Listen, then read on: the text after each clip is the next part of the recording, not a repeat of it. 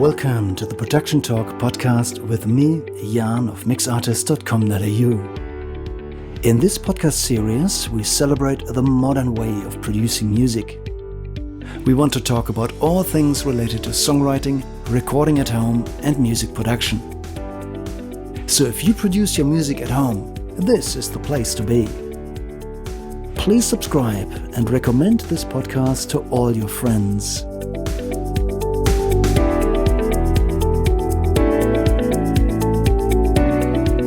This is the Production Talk podcast, episode 10.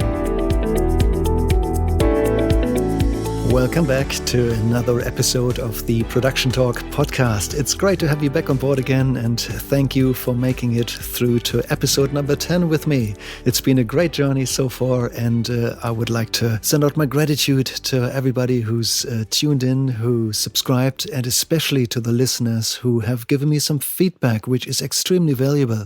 And after the first 10 episodes, I think I've received enough feedback to just change directions just a little bit. So I decided that rather than dialing into a specialist field such as MIDI or audio recording as I did before, I actually need to step back a little bit. And today I would like to talk about a broader picture, which I would basically sum up as the production timeline. But before we get into this, let me just talk about one other thing that is very dear to my heart. I hope you are well at this time. In East Coast Australia, where I'm based, we're currently back in lockdown, and I know this is very taxing on a lot of people, and obviously a lots of loss of business, especially for musicians, a lot of uncertainty, and yeah, I know that some of my friends are really struggling with the current lockdown situation. So I thought I've got a couple of recommendations that work for me, and you can consider whether this might resonate with you, and hopefully you can take something useful out for yourself. So when it comes to life on a bigger scale, and a broader scale, there are quite a few things that can drag us down. And if I allow all of these things to affect me personally, I would probably be pretty down and even depressed. So at some stage in my life, a couple of years ago, I made the conscious decision to always look at the curveballs that life throws me and ask myself one very important question first. Is this within my control or is it not? So, for example, the weather is definitely not within my control. And basically, whenever I decide that a curveball that life throws me is not within my control, then I don't allow myself to get emotionally affected by it. And it really takes this short moment to take a deep breath and think about it. Okay, this is just really getting to me. Step back for a second. One deep breath. Have I got control over it or do I not? And if I don't, like a lockdown situation, like the pandemic, like the weather and other things, then I just make the conscious decision not to let this affect me on an emotional level. Because there's nothing to be won. There's nothing that can be improved. There's nothing that I can do to change it. So I really try to focus my energy and channel my energy to all aspects of my life that are within my control, such as my business and my family and my friends. Now, those are things that I actually have control over, and I exercise this control with more conscious effort and more bigger sense of satisfaction, because I don't waste too much of my energy getting emotionally involved or getting emotionally agitated over aspects that are not in my control. So I'm not quite sure if this works for you, but it might sound difficult to do. But give it a shot, and if you feel like you are currently struggling with the situation you're in, think about whether this might hopefully help you to make better decisions and pull yourself out again. Because that's another little thing that I decided for my life, is that if life gives me lemons, it's me who drags myself out of the situation. I will never allow anybody else to do that. It's a very important thing for me that I can look back and say I had the strength to pull myself up. And I hope this can help as well. Um, and I'd like to share another aspect of my life with you that I believe helps me to keep my mental health together. And it comes with two aspects of it, like a yin and a yang, so to speak. The first one is exercise. No matter what the weather is, I get up in the morning and walk our dog and get some fresh air and get out there and exercise physically. I don't do as much physical exercise as I should do, but it's important to get started and have a starting point of regular physical activity. And by physical activity, I basically mean something that involves fresh air, that probably involves the outdoors, if that's feasible for you. Develop a habit of getting out there. So why is it so important to get physical exercise? I believe that our brain works a little bit like a muscle. And if a muscle always does only one thing, it will eventually lead to pain. A good training exercise always contains two things: a period of stress where you work your muscle, and then a period of relaxation where you can recover. And the morning walk with my dog is what gives my brain exactly that break. So if I constantly think about my business and all the jobs I have to do and my current to-do list and all the things that I'm falling behind with, if I constantly think about those things, it literally compromises my intelligence. And I notice that if I treat myself to a regular break where I focus on something completely different, where I walk my dog, where nothing distracts me, where I allow my mind to just wander freely, I just come back and I feel relaxed and I feel recovered. And suddenly I make better decisions, I've got better ideas, I'm more motivated. So that's, a little story from my own life. And while this is definitely something that has a positive effect, it's something active I need to do to get a positive effect on my life, there's another thing that I also would like to share with you. And this time around, it's something that I need to stop, where I need to reduce something. And I noticed that the more I consume news and social media these days, the more I start to worry, the more I start to get involved in arguments online, the more I start to freak out about all the things people throw at me on social media. And it took a moment of realization where I was away from my phone for an extended time to realize what's actually going on. And let me just sum it up. I think it is my belief that most people today, and I'm definitely one of those, consume more news and social media than we need. And the reason for that is mainly that we are being lured in. Social media is designed to keep us clicking and scrolling. So in other words, they design their products to constantly make us go back there. It's some kind of an addiction. We could call it brainwashing in some way. And I find that if I give in and allow myself to indulge myself in checking the news 12 times a day and spending 2 hours on social media each day, then it keeps my mind on a constant state of alertness. And that's not good. That's really not good, because that literally compromises my creative ability, my decision-making. My family time is compromised because I'm not fully there. So I try to remind myself to really cut back, and it means for me that I don't need to check the news many times a day. Maybe once in the morning is okay to stay up to date with what really counts. And especially with social media, it's so easy to get drawn in, to keep clicking, to steer down this rabbit hole, to be drawn in by other people who try to alert people for their own cause. And unfortunately, we live at a time where many of the social media posts that I see these days, if I look very carefully, I see that there's somebody behind it who's trying to manipulate people. And it's their job to keep us on the edge, in a constant state of alertness. And I'm trying to cut these things out of my life to a healthy degree. So the way I do that with social media is that I try to remind myself to not consume more than I produce. Let me explain this one more time. I try to remind myself not to consume more social media than I produce.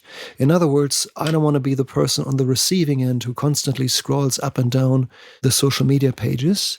I want to use my social media time to share my podcast, for example, and my little videos and stories from my clients and other things that I think are useful for sharing. Because again, this is something that I have control over, and I can give it a positive spin, a spin that I believe is useful to me and hopefully to you as well. While if I take the passive role and just keep scrolling, I'm subject to what other people decide for me to use my time on. In other words, other people write my agenda. So I'm taking some control back, and I write my own agenda for social media by trying to focus more on producing my own content and filling it with a positive spin. Okay, so I think I should really move on here. But just a few tips from me personally to everybody who might be struggling with lockdown wherever you are in the world. Sending my love out to you and sending you all my strength. I think together we can do it, and hopefully these tips help you to get through your day just a little bit better. Good, okay, enough about that. Let's change the subject. Let's talk about the self-producing musician that you are. What is your job? Look, I think we all have a pretty clear idea. You've probably spent some time working on your own music, and you probably have a very clear idea of what your job is. So I just try to sum it up, and let's see if we can actually call it one job or maybe even many. So what's part of the responsibilities of a self-producing musician? So I thought about the production timeline and just decided to just break it down, and let's just start with a song and follow this song start to finish.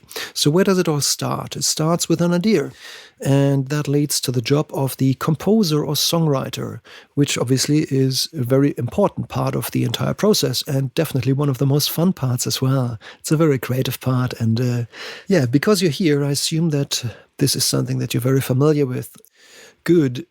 Let's also talk about the lyrics. They need to be written, and that's a very important part, if not the most important part of the song itself. The lyrics are definitely what gives the song the heart and the soul and the meaning, and in many ways that's what listeners will connect to, along with the vibe and the energy of the song, of course.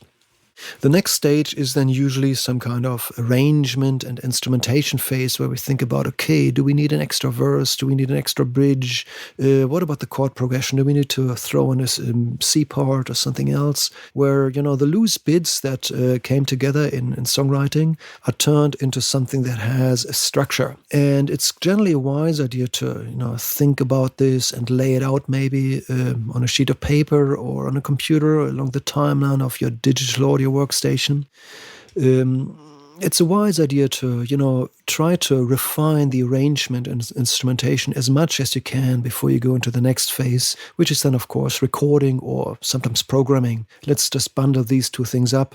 Basically, recording and programming, by that I mean you capture the performance, you get them down onto the computer, record signals into your digital audio workstation and start to build the song up from there. So right now, that's actually the job of a recording engineer, which is nowadays also attributed to self-producing musicians. As part of recording and programming, there comes a stage that we call editing, and editing can be an extra part. It can be done separately. Some people literally edit along as they record and program music. But depending on your workflow, it might be an extra workflow step. I just mentioned that usually, traditionally, recording and programming is a task owned by recording engineers and studios. Just like this, there's also audio editors, specialists who do nothing else but audio editing and specialize on, let's say, drum editing, performance improvement, pitch correction, timing correction, things like this. Good. And the next stage that the song will then enter is the mixing stage, where we basically take all the signals, blend them together beautifully, process them, and fit it all together in a really nice sounding mix, which then leads to the mastering stage. And mastering is the final stage of the music production process, where a bunch of mixes is then looked at by a mastering engineer, then fine-tuned in sound and volume and loudness, and made sound as if it all belongs together to one album. I would say that up to this point, we can bundle it all up as music production. All of these steps belong to music production, and it's actually quite a few different jobs, if you think about it this way. However, the job's not done yet. It keeps on going. Once you finish the production process and the song is now ready, an entire new can of worm opens up. It all starts with publishing and distribution, which again is expected from self-producing musicians today. However, there were times when professionals had a job of music publishing and distribution, and that was all they did all day. This leads directly to the next stage. It's not just good enough to just get the song out there. It needs to be heard, and that needs a little push, which we call marketing and promotion. So in other words, it's never good enough to just put a song out and wait for the world to find it. That's just not how it works anymore. Instead, people need to be reminded, people need to know about it, and that leads to marketing and promotion, which again is a job title by itself. As part of this, some artists then produce videos, which I warmly recommend. It's definitely a good workflow. That by itself is a big new job. And then there's one more step to a song's life cycle, which is live presentation, live events. And we all know that the live industry has taken a serious hit over the last couple of years. In some places on the globe, it's coming back. In some places, it's not. So we're definitely in a mixed bag at this time. But nevertheless, promoting oneself for live gigs is an important part of a song's life cycle, and that leads to management, time management, scheduling, contacting promoters, contacting venues and festivals, and trying to score gigs, which obviously is another full-time job by itself. Live streaming is a rather modern way to do it all online, perfect for lockdown, and yet another way of producing one's music live, which also includes a lot of work, just like playing in front of an audience. So if we just look at all of those jobs that are all part of the music production timeline and the job of a producer, it's a lot of work, and it's so many different jobs. So let's just think about this for a moment, and let's just, hit pause for a second and rewind in our minds to an earlier time, a couple of decades back. Let's pick the 80s and the 90s, when the world of music production was very, very different. Back in those days, these jobs were rather separate. So there were designated recording engineers, there were different mix engineers, there was always a separate mastering engineer, there were record companies involved that took care of publishing, distribution, marketing, and all of those things. And at that time, during those years, musicians mainly focused on composing and songwriting, performing, arranging songs, and performing them in the studio and live. And most other jobs were taken care of by professionals. That's definitely no longer the case. Not many big record companies are still in existence, so most music that is released today doesn't go through these steps anymore, and that's fine. We just need to accept this as it is and just move along. But what does that mean for us?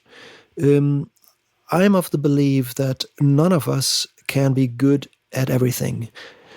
That's definitely true for myself. I know that I have certain fields that I'm really good at, like mixing music, for example. There are also other aspects that I'm not very good at. So looking at marketing and promotion, looking at how I promote my podcast, I find a lot of room for improvement. I'm learning as I'm going at the moment and try to get better at it. But I have to admit that this is definitely not my field of specialty. If I look at what other people are doing, I'm actually, very humbled by how much better they are at promoting their own work. So it's definitely not my special field. And I believe that if you look at all the steps of the production timeline, you probably found a couple that you're a specialist for. And there may be a couple of others among where you realize, I always knew that I wasn't that good at mastering, or I'm not that good a video producer or something, whatever this may be. But other things you're really good at. So here's my recommendation for music production in the 2020s.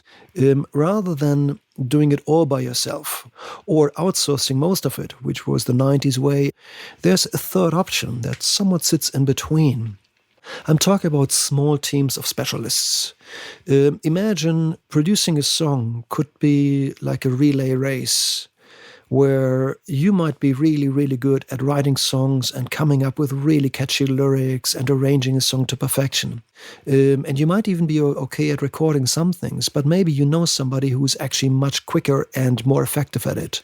So here is an opportunity to now form teams, to outsource some of the elements and team up with other people who are better at it. That's what I mean by a relay race. If you try to run the entire race by yourself, you're not going to win it. The other teams will always outperform you. So instead, pass the relay on at a point where you're out of your comfort zone, where you realize that, okay, the song is now entering a phase that you are not specialized into anymore. And now pass it on to somebody else. And form small teams of people who cover the entire range. And it might be that you need one person to help you with mixing and mastering and another person to help you with publishing, marketing, and promotion. That could be anything else, any blend of all the components that make the song's life cycle. But if you help each other out, if you form teams where you can rely on somebody else, it will give you the strength to focus more on the things that really count for you, the things that you're really good at, your superpowers. Use those. So there's a very good chance that the beginning of a song, the first steps of the production's life cycle, are probably something that you can cover rather well. However, even there, it might be a wise idea to get some help. So if we sum up the production steps one more time, that's songwriting and composing, writing lyrics, arranging, instrumentation, recording, programming, editing, mixing, and mastering. If you take on these steps by yourself, again, it is really difficult to be very good at all of them. And when you're involved in a production like this, it is very easy to get lost in details. So for a moment, just visualize a PDF document or maybe a DAW session on your computer. You're probably familiar with the concept of zooming in and out. So in other words, you can either zoom out and you don't see the details, but the entire song or the entire PDF. Or you zoom in and you lose the angle or the perspective to see the entirety, but you can now see all the tiny little bits and pieces. The same thing applies to being a music producer as well.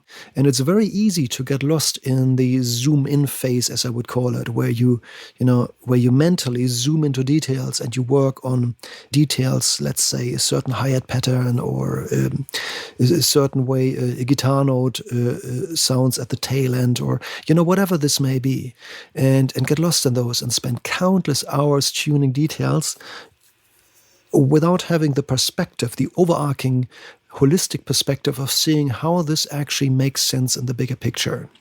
And that angle, that zoomed out perspective, is the traditional definition of a music producer. So let's talk about this for a moment. What is an old school music producer, the way music was produced in the 80s and 90s? Producers were hired to oversee a production. And back then, producers often spent most of the time on the couch, shouting directions at the musicians and engineers. They weren't too involved themselves. Sometimes they played some instruments or operated the console, but in many cases, they were deliberately withdrawn from all of this. So the producer's job was to keep the holistic perspective, the zoomed out perspective of the entirety. So while a musician might be lost in thinking about the best way to make people feel this guitar solo or play a more impactful synth line, the producer just zoomed out and looked at how this would tie into the song and how it would serve the song. And even further, how this song would work within the album. And this is an angle that we should always remind ourselves of. Doing everything ourselves, the zoomed in perspective of being a self-producing musician and the zoomed out position of an external angle is something that is very difficult to achieve if you're the only person doing that. So what I'm trying to say is, even if you're the self-producing musician who does everything yourself, find yourself others who can give you this external perspective. And my recommendation would be to just reach out to other self-producing musicians who you respect for their work. And every once in a while, just meet up and exchange your ideas. Ask a good friend, can you give me some feedback? What is it you hear here? And the angle always should be a broader perspective. So if you exchange feedback with somebody else, it means you take the zoomed out producer's angle for somebody else and they do the same for you. It's important to really focus on the bigger picture. And a good way to do that is to limit yourself to feedback and not give, several chapters full of details, but instead limit yourself to maybe 2 or let's say maximum 3 things that one would do to improve the song. So if you had to limit it to the 3 things that are important, that would really make the song better, what would it be? That forces you into this holistic perspective, and that can really, really help. I'm not saying that all the little details that we often fall in love with, I'm not saying that they're not important. However, I found that if you focus on the details too early, you lose a lot of time. However, if you focus on the holistic angle very early on, a lot of the details that are in my mind but didn't make it on the priority list, they eventually solve themselves further down the line automatically as you address the big picture decisions. And the big picture decisions always need to be, how entertaining is the song? Does this song keep my attention up start to finish? And if it doesn't, maybe the song is too long. Or maybe it needs a new part. Maybe it needs something that just wakes the listener up again and says, oh, wow, what's going on here? Those are the things that I focus on a lot. I focus on the lyrics, whether I understand the story. And when I listen to the lyrics, does the song give me the same vibe? Does it support the story of the lyrics, or does it work against them? Those are things that I try to focus on. In other words, when I have my producer's hat on, when I look from a holistic perspective at a song, I definitely don't want to think about, the snare drum has a little bit too much 400 hertz, and maybe the reverb time should be 1.7, not 1.65 seconds. That's detail working. That's irrelevant in the big picture. Yeah, so I just noticed, I learned over time, is that if I always bring myself back to the holistic view and work there, all those details seem to solve themselves automatically along the way. Good. So, yeah, that's a little recommendation of how we can use what we know about traditional ways of producing today to our advantage. Let me just tell you a little story that I found very telling. It's a story of 3 music professionals, and they recorded a song, and it was a really strong song, so they started mixing. So at that time there was a professional mix engineer involved, and they got into it. And usually the way it works is that the mix engineer just builds up the mix from scratch, and towards the end, another musician comes in and gives some feedback, and then the mix is refined, which we call revision process. So then the second mix is done from there, and so on and so on. So they kept working on it, and the mix engineer, very, very capable person, one of the best in the world actually, kept working on it, and the musician was just super supportive and full of ideas of what could be done better. So eventually they found themselves working on mix revision number 91. I'm not kidding you. It's number 91. And at that time the producer came in and said, what are you two doing here? Yeah, we just work on the mix, we're making it better. So the producer stepped in and said, let me listen. And then he said, okay, awkward moment of silence afterwards. Then he said, okay, stop for a moment. Go back to mix number 2. And it blew all the current mixes out of the way. That sounds like a bunch of amateurs, doesn't it? They wasted a lot of time trying to refine something with that zoomed-in detail perspective, and they must have lost the big picture. And it took the producer to get that musician and the engineer to see the bigger picture. Can you relate to this story? Well, I definitely can. I've been in similar situations many, many, many times in my life. And this story, now I can probably lift the curtain here, is actually a real story, and it involved one of the best mix and recording engineers who has ever lived, Bruce Swedian. The producer who stepped in and straightened their heads out was nobody else but Quincy Jones, and the musician, you probably guessed it by now, was Michael Jackson. So some of the most influential, most professional, most amazing artists, performers and engineers in the world fell for it as well. And it took Quincy Jones' perspective to get him back on track and help the musician and engineers to step out of it, look at the bigger picture, and find a mix that might have had a couple of minor imperfections, but the big picture was just amazing. The song they were working on is Billie Jean. And I'm sure you've listened to it many times in your life, and I still think it's one of the best pop songs ever written. And it's also got the most amazing mix and the most amazing production. Just, the drums and the bass by themselves is worth a Grammy, and Michael's performance, nothing else to say. You know the song, you know how amazing it is. So what I'm trying to say is, you and I, we're not alone with this. It happens to all of us that sometimes we get lost between the big and the small angle. And it's natural for us humans to get lost in details. And as we do, we sometimes lose the bigger picture. And what we need is friends to help us see the bigger picture again. That's why I'm recommending to you to involve your friends in production, form small teams, and sometimes outsource certain parts. So one of the aspects that I definitely recommend outsourcing is the mastering process, as mastering is probably the hardest thing to learn if that's not something you've done many times in your life. Mastering requires the most experience. It's also the point where a lot of damage can be done by unexperienced people without being aware of the damage that is being done. So mastering is an art form. Never allow anybody else to tell you anything else. It's nothing but an art form. And it takes a lot of technical understanding and a lot of musical taste to be good at mastering. It takes years and years and years of experience. Also, mastering is one of the more affordable processes compared to, let's say, booking a studio for recording for a couple of days. Getting a song mastered doesn't have to cost an arm and a leg. And I would generally say that it's probably the best investment. So if you decide to team up with somebody else, my tip would be not to spend the money for an entire album on mastering straight up, but maybe start with a single. And if you can save up a little bit of a budget, consider passing the single on to more than one mastering engineer and see what you get back. See it like an investment. It's not about losing money or being inefficient here. It's an investment in finding a teammate, somebody to take the relay off you and race for your song, for the best outcome of your song. See what you get back. Now, listen to the masters from an emotional point of view.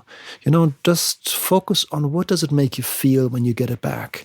And I would say that a good mastering engineer obviously will do, lots of sound processing or maybe just the necessary sound processing. But what I generally want from a mastered song is to get it back and to feel the music a bit more. So in my opinion, and some people may now argue against that, but in my personal opinion, mastering is not about making things louder and brighter. What I really want from a mastering job is to get the song back and to have a layer removed that allows me to feel the song better. Things that clouded the song should be gone, and I now want to feel the music more. And that is not an easy job to do. So I recommend to consider a professional mastering engineer as the very first step for building small teams. You can then also go into other steps such as editing. So when, let's say, you'd like to consider, let me pick something like timing correction for drums or pitch correction for vocals. There's a very good chance that you can teach yourself how to do that in your own DAW. But also consider how good the outcome is. If you do it for the first time, chances are there will be a few oversights. It won't be just perfect yet. And how much time it takes you.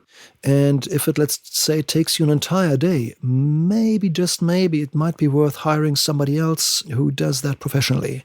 Because chances are in 2 hours they can get a better result than you could in an entire day if they are specialists in editing. And therefore, even if it costs a little bit of money, it might still be worthwhile if you weigh this up against an entire day's work for yourself. Look at it from this angle as well. Mixing, of course, is another story where it may be worth considering a professional. Got to be a little bit careful here. As you all know, I'm a professional mix engineer myself, and it's not really about trying to sell my product to you. That's not what I'm talking about. But I would definitely recommend to consider professional mixing for everything that you want to release for eternity. So if it's just a demo to promote yourself for gigs in your local area, I actually would advise against hiring a professional for mixing. Chances are you can do a good enough job at home to produce a song or a demo that you can pass on to the local pubs and choir gigs this way. So where would I draw the line? You might have heard about ISRC codes, which is a digital code that helps your songs to be recognized in streaming platforms. And this code is also used to return royalties back to you. My recommendation is that whenever you decide that your song is good enough to be published, with the intent of returning some money back to you, meaning making royalties or having airplay and so on, I think that's the point of time when you need to consider professional mixing and probably also mastering, because once it's out there, and it's a wise idea to have a professional look over it and make sure it's absolutely right. I would prioritize mastering higher than mixing. However, it might also be both. So, yeah, for a demo, don't hire professionals. For professional release, for a release that will have your name printed all over it publicly for the rest of your life, definitely consider getting it mixed and mastered by a professional. Okay, good. So where does this leave us now as self-producing musicians? We just noticed that we have so many jobs to do. We know as a human being we can't be a genius at every single one of them. I would recommend to take a moment and reflect and take a sheet of paper and write down your strengths and weaknesses. Which of these workflow steps are you really good at and which ones are you not that good at? And then look for people who can fill those gaps. Build small teams. Build the mastering engineer that you always work with because you just know that you gel so well. Or maybe find yourself somebody who can help with promoting and so on. Good. For the next few episodes, I would like to now look into the concept of the production timeline and zoom in on individual steps in more detail. I've got another interview lined up with my dear friends Tom and Chelsea of Sky Eater, where we talk about the creative parts and a lot about songwriting.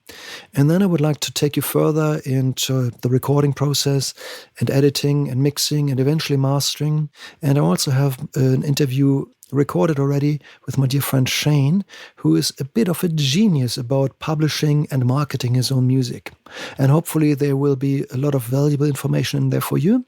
But for today, I want you to look at your own strength, look at your own weaknesses in all honesty, and think about how you can team up with others to get through the production quicker and more effectively. So the analogy of a relay race really helps me to understand now what needs to be done. And I hope this makes sense to you as well. You will find that once you have built a small team, that the production time for a song can be significantly shorter. And I think this is a very important aspect here, because time works against you. Basically, from the moment you start writing a song, the clock starts ticking. And what I've learned is that if we fall in love with an idea, this love just doesn't last forever. It's a bit like a teenage romance or something. You can almost tell that eventually you'll fall out of love with this song or this idea at some stage. And producing effectively means to produce fast enough to get it done before you fall out of love with the idea, while you're still excited, while you're still full of enthusiasm. There's nothing more frustrating than producing a song that you actually don't really like anymore, and it's only halfway done, and it feels like every step is an uphill battle, and that can be really demoralizing. It can really drag you down. So what I'm advertising for is a rather quick workflow where you get an idea, you pull it together, you don't overthink it, you just go with the flow, get into a flow state, and one stage after another, you just knock it out and get it done and move on to the next stage without thinking about it too much. Because when you think too much, when you have too much time to think about your editing, or your current state of the mix, then you might get lost in detail land again, and you end up just like Bruce Swedian and Michael Jackson at revision number 91, and it's still not better. That's the risk we're facing. So sometimes a good workflow to stay on track is to work rather quickly. And just keep going, keep going. Sometimes you need to accept minor imperfections. And you know what? I even believe that minor imperfections belong into each song because it tells your listener something about you, about your personality, and people love that.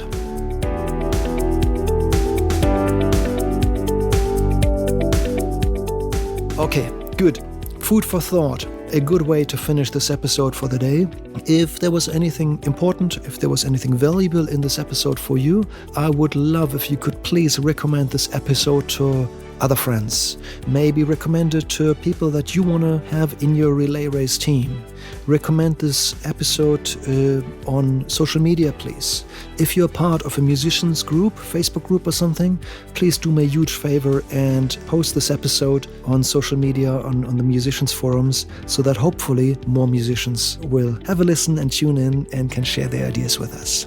Well, let me just say thank you to you personally for tuning in today and being around and listening to me waffle about music production all day long. So I really appreciate this. I'll be back with more episodes very soon.